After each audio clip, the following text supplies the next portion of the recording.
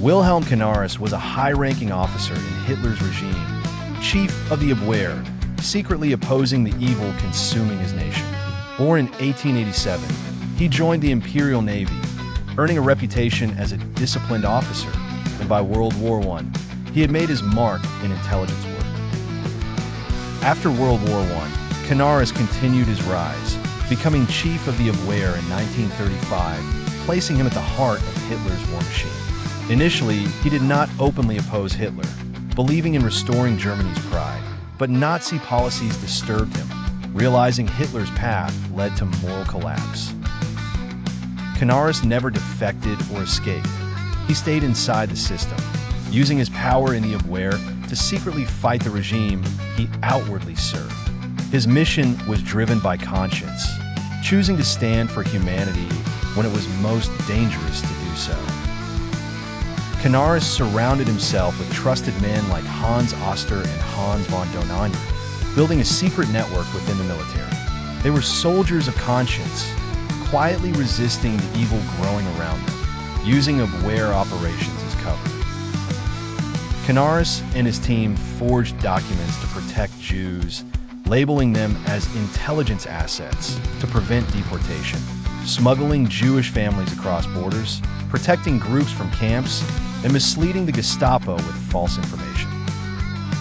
One of Canaris' boldest acts was warning foreign governments about Hitler's plans, sending secret messages to Spain and Switzerland, urging them to prepare for war and open borders to Jewish refugees, pleas for compassion from within cruelty.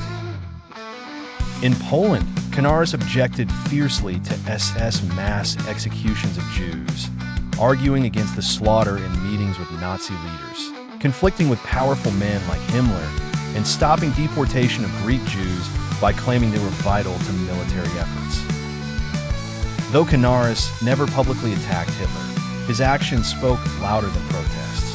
His defiance was in forged papers, rescued children, silent sabotage, saving lives, disrupting operations, quiet victories for humanity. As the war dragged on, Hitler grew paranoid, suspecting betrayal within the ranks. In early 1944, Canaris was removed from his position, placed under investigation, and after the failed July 20th plot, his resistance connections were uncovered, sealing his fate. Canaris was arrested, sent to Flossenburg concentration camp, humiliated, tortured, held in isolation. Despite everything, he did not beg or break. In April 1945, weeks before the war ended, Hitler ordered his execution, hanged alongside other resistance members. His death was brutal, but his legacy lived on. Historians recognize Canaris as one of the few from Hitler's inner circle who dared to stand on the side of conscience, a light in the darkness of Nazi Germany, flickering, hidden, undeniably brave. Canaris represents the courage to do right when wrong surrounds you, the strength to protect others when your own life is at risk. He wore the enemy's uniform, but carried a heart full of resistance, a story of silent heroism, moral duty, and sacrifice.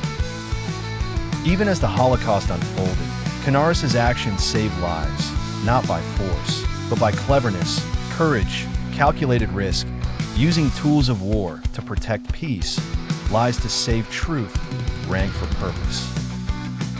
In a world filled with fear and obedience, Wilhelm Canaris chose to disobey, a silent rebellion waged with files, stamps, whispered plans, but in the eyes of those he saved, he was nothing less than a hero. A man who, when faced with evil, chose not to follow but to fight, representing the courage to stand against tyranny, the strength to protect humanity, and the bravery to resist oppression.